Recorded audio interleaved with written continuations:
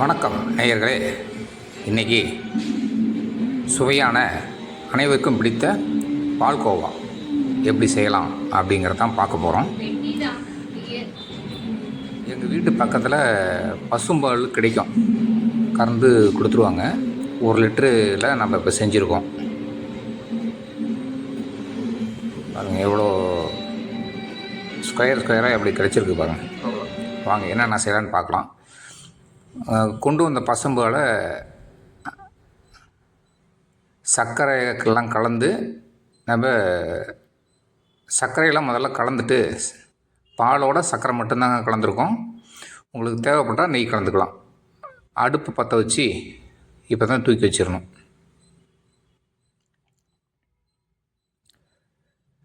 சர்க்கரை தாங்க கலந்துட்டுருக்கு.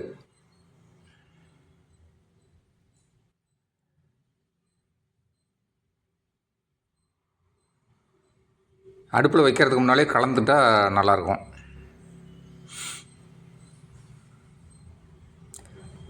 அடுப்பை பற்ற வச்சிடலாங்க. இப்போ சர்க்கரையும் பாலும் கலந்த பாத்திரத்தை அடுப்பில் வச்சிடலாம். இது அப்படியே சுண்டுனுங்க, அவ்வளோதான். வேறு ஒன்றுமே அதில் வேலையே இல்லை. இது சுண்ட அப்படியே நமக்கு பால்கோவா திரண்டு வர ஆரம்பிக்கும். பாருங்கள், வித்தியாசம் தெரியுதுங்களா? அவ்வளோதாங்க, அப்படியே போயிட்டுருக்கும். ஏன்னா அதிகபட்சம் ஒரு 1/4 மணி நேரம் இல்லை ஒரு 20 நிமிஷம் இந்த ஓரங்களில் தங்குற பால் ஆடைகள் அப்படி அப்படியே எடுத்து விடணும்.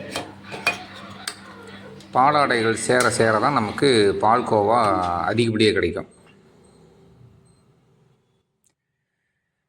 இதில் தேவைப்பட்டால் நீங்கள் பால் பவுட்ரு கூட மிக்ஸ் பண்ணிக்கலாம். ஏன்னா பால்கோவா கொஞ்சம் அதிகமாக கிடைக்கும்.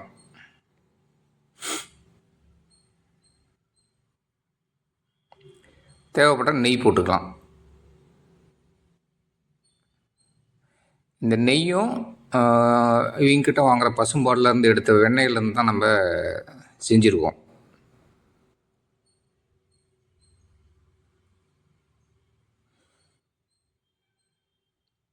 பார்த்தீங்களா, கெட்டிப்பட்டுக்கிட்டே வருது பாருங்கள்.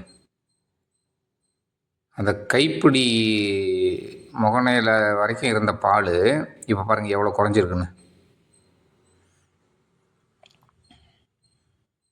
கொஞ்ச நேரம் விட்டுட்டிங்கன்னா அடி பிடிச்சிரும். அங்கே பாருங்கள், எல்லாம் சுண்டி அடியில் போயிடுச்சு பாருங்கள்.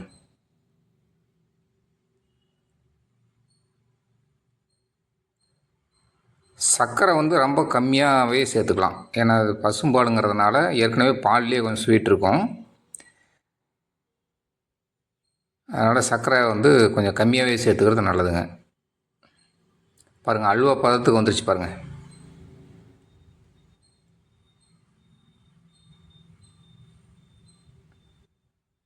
இது கடையில் விற்கிற பாக்கெட் பால்லாம் கூட இந்த அளவுக்கு உங்களுக்கு வெண்ணெய் கிடைக்காது.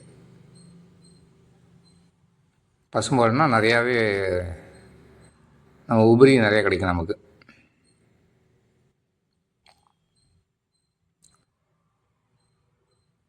இது திரண்டு வர வரைக்கும் கிண்டிக்கிட்டே இருக்கணுங்க.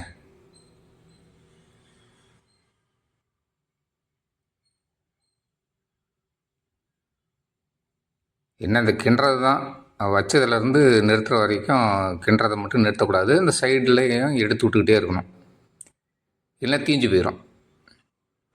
அப்பப்போ அடுப்பை சிம்லேயும் மிடில்லையும் கொஞ்சம் மாற்றி மாற்றி வச்சுக்கிட்டே இருக்கணும்.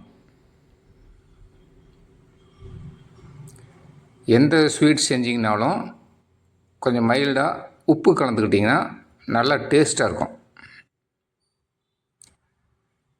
நீங்கள் செய்கிற பாத்திரம் நல்லா கழுவி காய வச்சுட்டு செய்யணுங்க, பால் ஊற்றுறதுனால. இல்லைன்னா திரண்டு போயிடும். நீங்கள் யூஸ் பண்ணுற கரண்டியும் கூட அப்படி தான், நல்லா கழுவிட்டு தொடச்சிட்டு வெயிலில் கொஞ்சம் நேரம் காய வச்சுட்டு அப்புறமா அந்த பாத்திரத்தை யூஸ் பண்ணுங்கள்.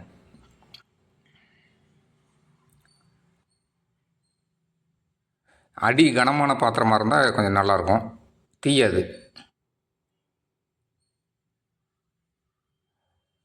இந்த பால்கோவா குழந்தைங்கள்லேருந்து பெரியவங்க வரைக்கும் யார் வேணாலும் சாப்பிட்லாம்.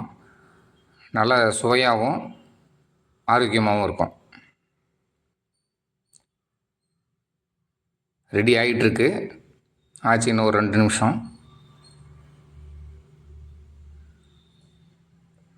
பாருங்கள், திரண்டு வந்துருச்சு பாருங்கள்.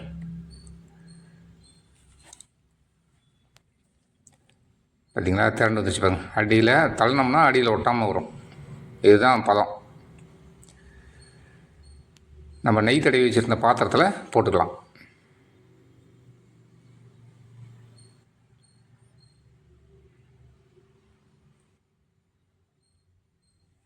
எப்படி அழகாக ஊற்றுது பாருங்கள். கெட்டியாகவும் ஊற்றுது, அப்படியே நிற்காது, வடசட்டியில் நிற்காது, அப்படியே கொட்டிடும், எல்லாமே கொட்டிடும். நம்ம இதில் ஆயிலெலாம் எதுவுமே யூஸ் பண்ணலைங்க. பாருங்க, ஆறின பின்னால் எடுத்தோம்னா இப்படி வந்துடும். இதை அப்படியே நம்ம பீஸ் போட்டுக்கலாம். எந்த சைஸுக்கு வேணும், என்ன டிசைனில் வேணுமோ நம்ம பீஸ் போட்டுக்கலாம். நம்ம ஸ்கொயராக தான் போட போகிறோம்.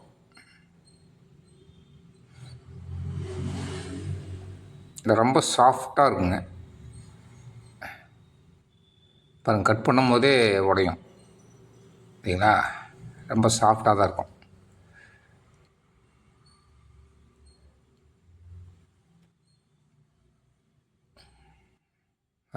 அழகாக எடுத்து நம்ம பிளேட்டில் வச்சுக்கலாம்.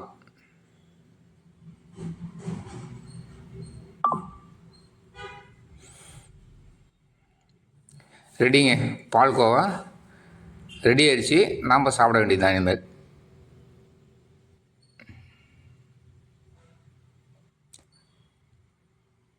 இனிப்பு சுவை ரொம்ப அதிகமாகவும் இருக்காதுங்க, ஆனாலும்